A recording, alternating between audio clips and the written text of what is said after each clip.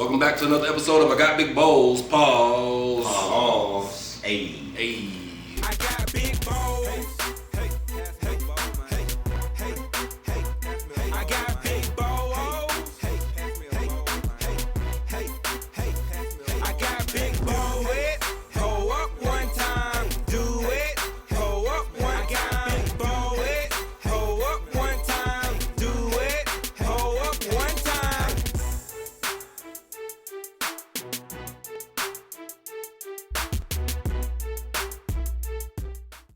Once again, it's your boy E1 Don signing on. Salute. That's E the number one DON on all social media. Just add the salute if you're rocking on Twitter or Clubhouse. I ain't really been on everything, but you know, if you guys start adding me, maybe I'll come through. Right there on the screen.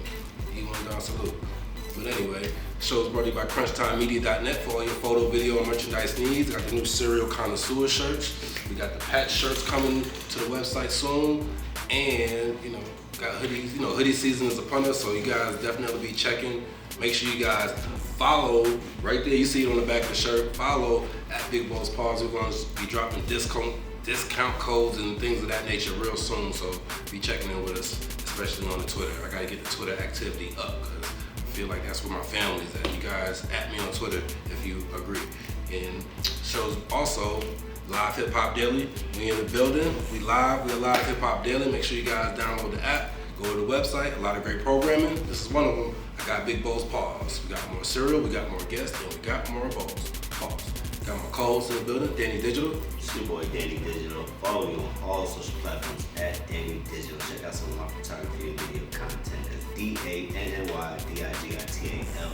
don't forget the L. Danny Digital. Alright, and we got a real special guest in the building. We got Armofcasso back. He came back. Let's go. Run down your social media right quick. Yeah, I go by Armofcasso. My IG is Armofcasso. You can find me on IG, and it's also the same on Twitter too as well. Alright, so we're gonna get into what he got going on, and like always, we're gonna get into some cereal. It's been a long time. I ain't even had no cereal in I don't know forever. Like, I feel like we doing you guys a disservice, man. So much new stuff out there, you wouldn't even believe it. So, you know, we back. Hey man, it's been like years, Years. I feel like it's like family, like we've grown and I've seen you do so much since we sat down. You know, started, your career's gone up, your family's done grown. Yeah. I don't know where to start, man. Like you know, got married and country, a beautiful baby, like wow, man. What, You just watch people grow up on this social media. just jump in wherever, man. I don't know. How you been? Man, first of all, it's a blessing being back on the show, man. Hello. Thanks for having me. Yes, sir. You know, yeah, it's been a great journey so far. You know, when I first came here, you know, I knew I was going to do something with my art career here, but I didn't know where I was actually going to be going. Yeah. But now it feels like that, you know, I have been taken into. I feel like you was just coming up with it. You was like a Sharpie in there. Yeah. No one gets down with the Sharpie like me. Like, Yeah, so like it's like, you know, like coming from Miami, coming here, it's like a, you know, new city and stuff like that. And yeah, man, it's like a big filming industry here. So now I've been able to get connected with a whole lot of art directors, and, you know, directors of shows. so scared of in places on TV. And you in the breakfast spot? Well, you in Barney's or something like that? No. I have some work at apartment 4B. Okay. So I did like a mural. That's in Buckhead, so it's a restaurant. So I did the top floor and the bottom floor there Wow. to that restaurant. I mean, the boys going crazy with the Sharpie. I want to say you did some work with Rick Ross, no? Yeah. When I was in Miami, that was in Miami for Art Basel, and that was in 2017. So I did like the backdrop for Rick Ross in 2017. Remember that? And it's crazy. Like the crazy story is like at that time Sony told me to do it, and they said it's gonna take like 2 days. I said I'm gonna do it. So I just want to do it because it was Rick Ross. Right. And I actually did it for free. Damn, really? That was like a 27-foot backdrop and stuff. Right. And for a minute, so I could get work, I had a lot of folks and told them like, all right, paid for this job. Right. So I just use those pictures for everything and stuff like that. And that just opened up other doors and stuff for me, man. Beautiful, man. Man, speaking of doing work for free, your resume is work, man. Whether you got paid for it or not, the work is payable somewhere. that's what I'm trying to. Can you just drop maybe a jump for young artists that you're not always going to get what you might feel like you're worth, maybe, but then the opportunity might lead to other things. So just talk a little bit how maybe you did something that you feel like maybe you should have been paid more, but it also gave you a lot more opportunity. Yeah, so, like with opportunity with young folks, like, until you actually get your name, like, stamped and, like, etched in stone in the industry, you might have to do certain jobs and stuff with exposure, for free. Like I said, with the, Rick Ross thing, it was a great opportunity. And I could have been somebody that said, like, no, I'm not doing that because I'm not getting paid for it. But, as long as you're getting, like, the pictures and the video, that's like, currency for you, for real, because now you can use that to sell yourself to other people. So it's like highly important to, and then like you don't want to really turn anybody too much down in the industry because you never know who knows the other person. It seems like the more and more you get to where you need to be, the smaller and smaller it gets. So I'm just glad that I didn't burn any. It's not good to burn any bridges and stuff like that with anybody too as well. So.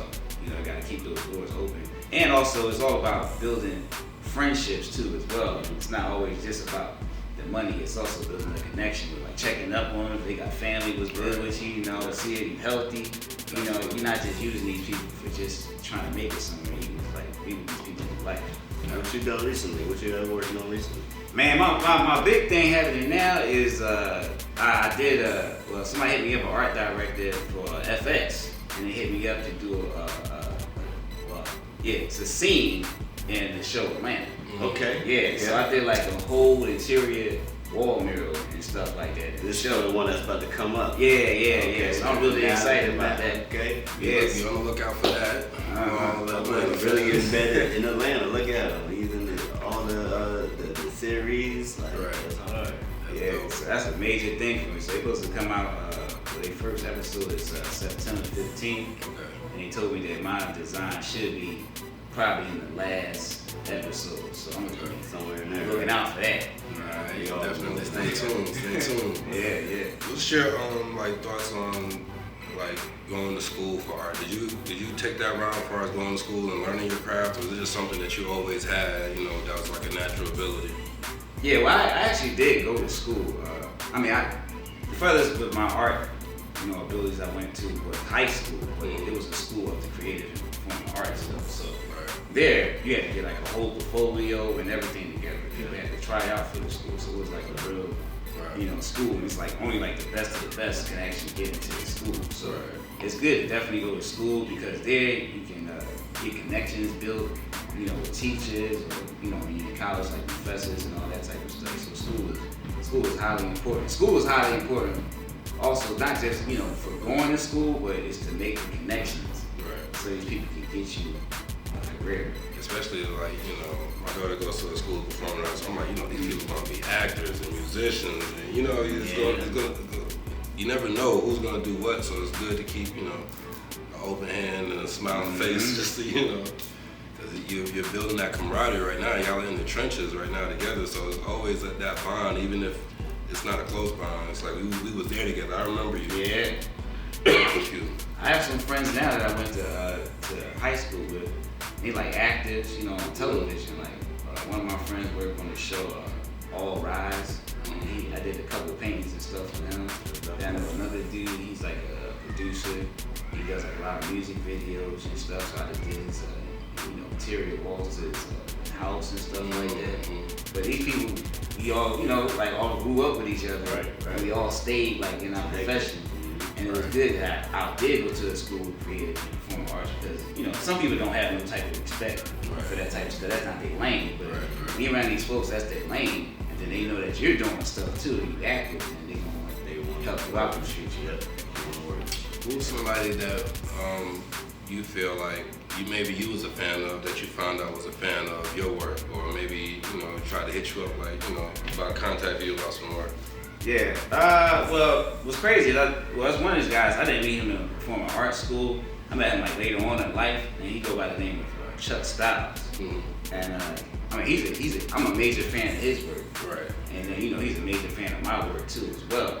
And we actually talk to each other like all the time. Right. We went to his wedding like in November, October, I think, yeah. And this guy, he did stuff for, he just did the Madden cover. Yeah, he did that cover. He did the Martin reunion. He did stuff for NASCAR. Dude got a whole list of a lot of stuff. Hey man, those are good friends to have. Yeah. So he keeps me inspired. I ain't got my stuff together. Right. And he said sometimes I don't be wanting to talk to him because at the time I didn't. Right. But those type of people you need around you to push you. Right. You're not supposed to get like jealous or envious of these type of people. You're supposed to be trying to level up. Right. Along with them too as well. And I know your art is very like kind of specific to your style or whatever. How you think that's important for artists to have their own style of artwork? And do you do anything outside of your specialty? Like, do you do other types of artwork, or you just stick with the Sharpieism? Yeah, I just stick with the Sharpism because when I did that before, you have a certain type of following, and then they just like, what is this? Like, right. That's like if Fendi or Louis Vuitton start selling bags that got like fans on it. You're like, I'm not looking for this from Louis Vuitton. I'm looking for the LV. Right. Fendi looking for the logo. Right. That's what I learned. People just wanted to see a niche. They want to see you do one thing consistent. They want to know what they can come to you for. That's what you And it's highly important to get a niche. Because before, I'll be doing like traditional art. Nothing's wrong with that though. Yeah. Charcoal or acrylic. Yeah. And stuff like that. But it's like, You'll get business for that. But it'll be scattered business too. One day one person wants you to do this, and one to do that. You don't know what. So when did you know that this was your thing? Like, was you just like, how did you discover the Sharpism? right.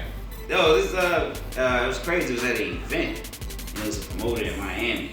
And cause I started feeling more comfortable with doing like pen work and graphite type work. So I was like, you know what? I need something that's gonna be like bold and have bold lines. So I was like, let me start using Sharpies and stuff. And the lady, the promoter, seen me at an event and she seen my artwork. And she was like, yo, you got a lot of work that's in Sharpie. She's like, you can probably call it Sharpism. I was like, alright. I was like, alright, cool. I was like, alright, I mean, I never heard of that before. Right. But there's this guy named Travis, like I actually talked to him too. Because I asked him, was it cool? He was from LA, he did like a show in London. And I asked him, was it cool for me to use that name with my work? He's like, he said, seems like you're doing a lot with it. He said, it's cool and stuff like that. Right. And that's when I started calling it Sharpism. I'm like, oh, this is my thing. Like Picasso and Basquiat, all those guys, they had their things. So I said, I need my thing to separate me from, because like, there's a lot of amazing artists out there. There is. What's going to separate you? What's going to separate you though? You get lost in the sea of, people do portrait artwork. Like somebody do a portrait way better than me. Like, somebody's really gifted with oils. Right. I mean, They keep all going. the way down to like just walking at the beach, and you got the guy that do the caricatures, and I mean, there's so much like, and even like with music, people don't understand how much music plays into our everyday life. Same thing with art. It's like, if you're not into it, you might not notice the things on the wall, and like people put effort and time and resources into making feng shui or whatever. Yeah. So that's dope. Yeah, everybody got like a niche, like even, taking it like you said about music and stuff like that, like everybody got their catchphrase, and then once that catchphrase start catching on, then they like, oh, that's the catchphrase to this artist. And people like that catchphrase, It's just like when Lindsay was there and he told the story of getting into doing jingles. It's like like, oh, there's a whole little thing. There's people that do elevator music. You know what I mean? I'm just thinking like there's so much that people, you can expand that and get into something and be like, and make a living. Good living. Well, I got some questions from the audience. My young artists, ask a question. So, what do you do to overcome, like, let's say art block? Like, you really want to draw. You really want to, like, put something out there, create, but you feel like you feel lesser than yourself. Like your art shouldn't be at this place where you know it can get, but you feel like you kind of be creating like lower than that. So how do you feel like you get out of that? Well, like getting past like the artist block or having some type of doubt, within me. The way I operate is that I have to keep on pushing, and because like this is like my business, so I have to make it. I don't eat. Yeah, I have to make it work. So it's very important for me. Even when I do get an artist block, I have done like so many pieces of work that I would keep on like showing that work. So while I'm trying to get my mind together and stuff like that, I have time where other people can see all the old work that I did when I was actually in the spirit of doing work. Because like Picasso has thousands of pieces. Like they showed me when he passed away, he has thousands of pieces in his home when he died, but he only used like a couple of them, caught on. So he probably had time to be able to chill and relax to go somewhere while the other work that was already out there just did its thing, so that would give you some time to, get over to it, listen to music and take a little vacation, because sometimes, you're an artist, but you don't want to get burnt out either though, because, you get burnt out, you can't do nothing. So that's how I get through it. Yeah, I was just saying today sometimes you gotta do stuff until you feel like doing it. Like, even when you don't feel like doing it, just sometimes doing it inspire you to even do it more, Mm-hmm. You have anything else? Kind of one-off. How do you think your family reacted to first doing art? Because I know some families, like mine, very fortunately, very supportive me doing art. I know some others are like, well, that's not really a way to like make an income, make money. So how do you think your family first reacted to you? Like, hey, I want to do art. I want to make this my career. Well, in the beginning, it was crazy. So when I graduated, it was a while ago, like 2003. So no one was really paying attention to art like that. So I actually had to go into the workforce for a very long time. And, people were saying like, I didn't go to college either. And I felt bad that I didn't go to college. And I was like, wow, why I didn't go to college for? And I'm an artist though. So it was like, I didn't want to teach, art at the time. But in the back of my mind, I was like, okay, I might have to do this the hard way. I'm gonna have to work and then do art as my side hustle for a while until I'm actually able to find a way where I can keep creating and get paid off it.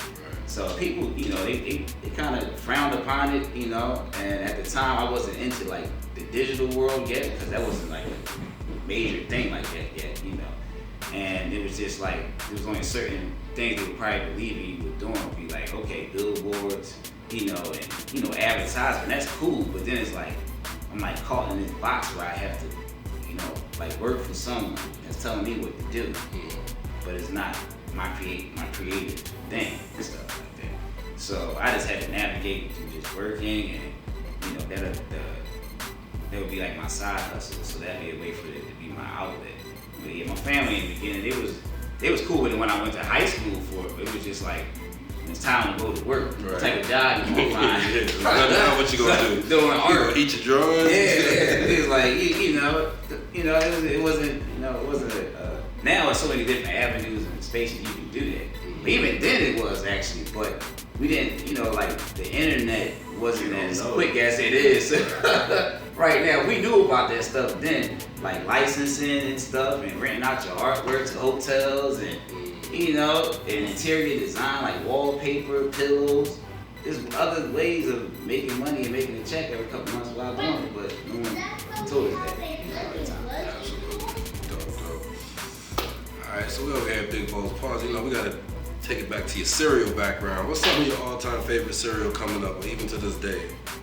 Man, my all-time cereal coming up was actually, I had Apple Jacks and Captain Crunch. Right on. Just the regular red box or the Crunch Berries? No berries. Just the regular red box. I ain't like that. I don't know why I ain't like the Crunch Berries. That was good too though. Huh? The regular, the original red box. Yeah. That was chilling. I like those Fruit Loops too. Yeah, I like all Captain Crunch. They got a nice lineup, They're a little rough around the mouth, but They don't look. They don't give you what you want. Alright, So we got some new stuff, man. It's been a while since I walked down the cereal aisle. Hungry. It took everything in me to only pick up one box. So I was about to pick up like 3 or 4 boxes, but you know, I don't know the schedule yet. We might be back every week or every other week. We'll see how it goes. He got something good. That's probably not gonna be good. Oh.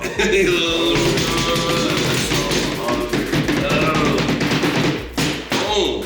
Frosted Flakes. Said frosted flakes, but not Cinnamon Crunch Toast though. Okay. Okay, I don't know. Okay, Frosted Flakes is taking a stab at Cinnamon Toast Crunch. What sounds like I feel like Tony might not let me down. I don't know. They've let me down before on just these different flavors in general. So we're gonna see. We got, is this my camera right here? We got Frosted Flakes Cinnamon Toast Crunch. No, it didn't say Toast Crunch, my bad. Ain't no crunch on it. It's just Cinnamon French Toast. I don't think I can say Cinnamon French Toast Crunch. Y'all throwing me off with this. We're gonna see what's going on. See what happens. What's happening with Tony? Tony out here trying some new stuff. Oh, that was nice. There's a whole box over there, though. Over yonder on the table. Ooh, rip the bag. Rip the bag. See if they're rating. Oh, they all over the place right now. You don't see them? Yeah. I didn't put them over there. Come on, I'm hungry. Yeah, them those better be good. I'm thinking blue box. I see they orange. They blue on the back though. I don't see no frosters on here. Hold on. Frosted? Like it's Frosted Flakes. they ain't frosted that much. Cinnamon is a little darker. Cinnamon in Yeah. They cut back some frosted and add the cinnamon. I'm a milk second kind of guy. I don't know about you milk first people. See that on Instagram. Yeah, I don't know about that either. I would say. What are we talking about? Let's see. I like the way they smell.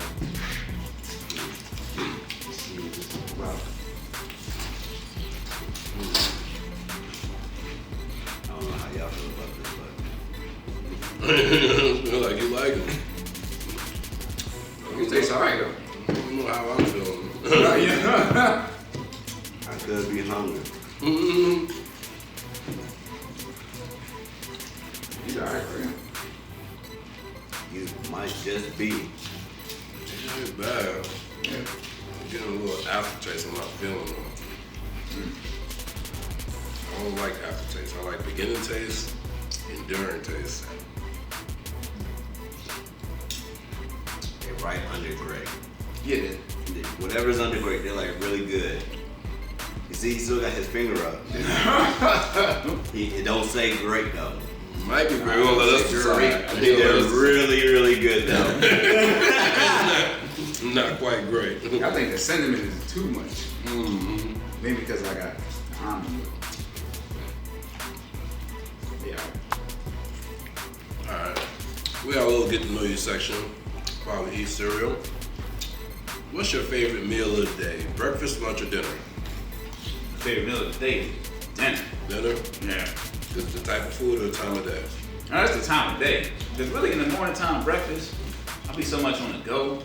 I don't be really having time too much to get like a breakfast bar and some sweet milk. And some fruit and call it a day. Right. Yeah, what's your favorite time of the day to eat cereal? Nah, I mean cereal's like it's an anytime thing for real. Like you can eat cereal at night time for a snack. It's like eating a bag of chips. Yeah. Yeah.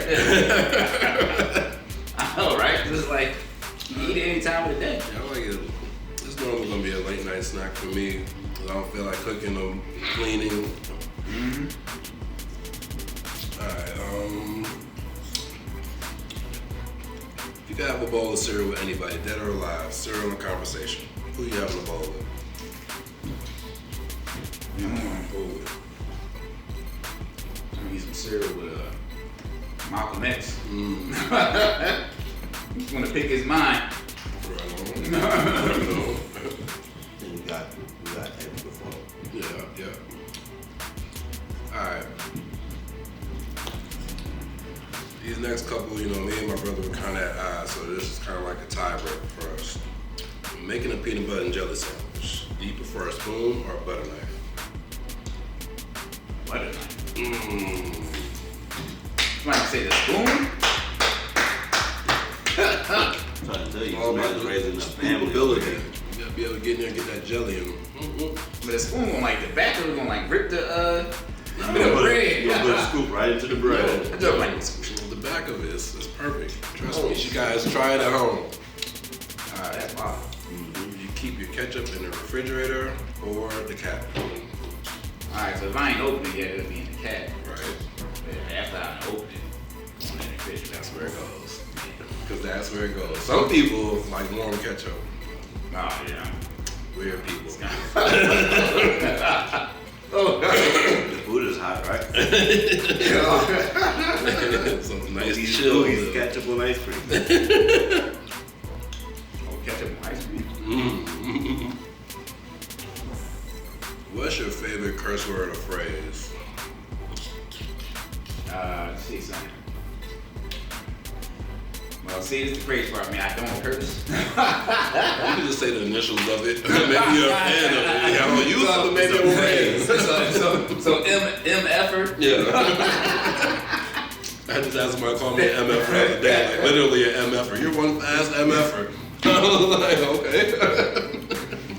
That's what they said. MFer. Major friend? Yeah. I'm a fan of MFer because I like long curse words with multiple syllables. Alright, it's funny. Alright. What's your favorite corner store snack? Favorite corner store snack? Oh man, it used to be Annihilators. Any particular flavor? I don't remember. What was it? Had to be that. Probably the green one. Grape. Grape. Grape is nice. And then they also had you never had no strawberries, did they? Red drinks. It might be cherry. It should have been. It should have had strawberry. Cherry, yeah, probably cherry. They were bundle packs. They only had different flavors. Oh, yeah. Maybe that's the one I used to get. I remember different. We had a little Now small it's one, in it. like 5, 6 of them. Then it got a couple other little small, little different Yeah. flavors. I'm going to kill my teeth now. Absolutely not. It's like it. I just Rocks.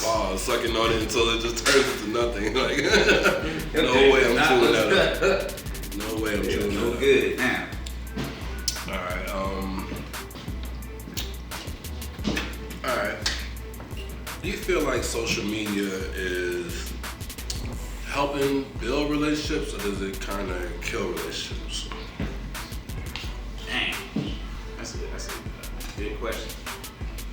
I feel like it helps and it kills at the same time. Cause like, all right, it's like people out here, man, there's no shade on the show. You ever watch the show Catfish? They come on like MTV. Yep. Right, But we like people would be in like relationships for like 4 to 5 years with somebody they had never seen in their whole life. Just Really? lickety clacking. But it's just like when things was where you meet somebody somewhere, you talk to them face to face, and people they don't even know how to do it. Some people don't even know how to do that anymore. Talk to people face to face. So I feel like it's like tearing down how you connect with people. Right.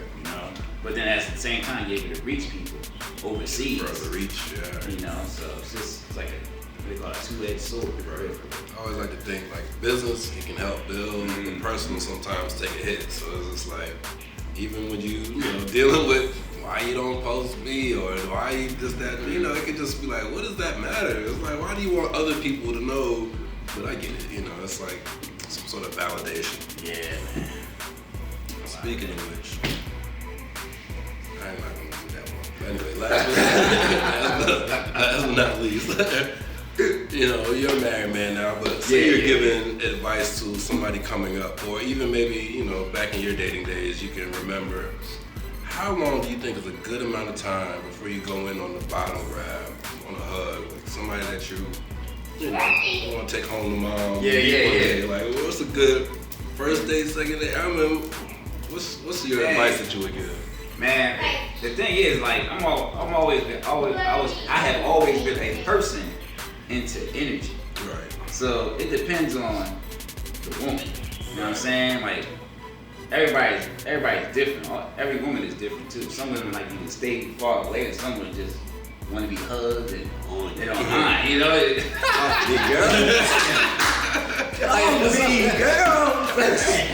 you gotta know that though. Right. Like some people don't. They not paying attention to how they reacting or acting.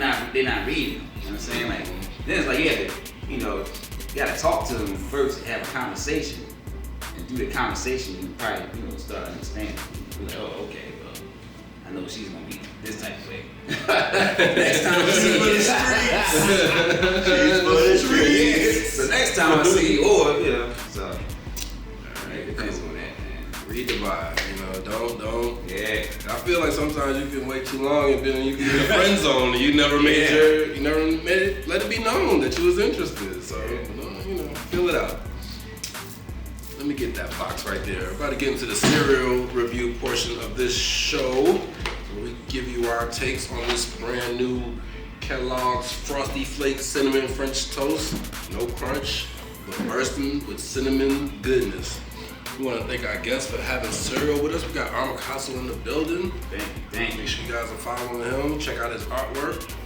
And we're gonna get into these Frosty Flakes. We got a 0 to 5 bowl rating. Half a bowl, anything in between. What do you rate Frosted Flakes Cinnamon French Toast?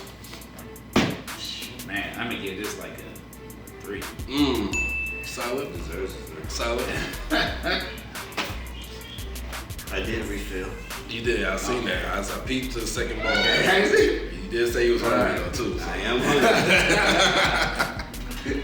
And like I said, they don't say great, but his finger's still in the air, so they must be very, very good. I'm gonna go 3.5.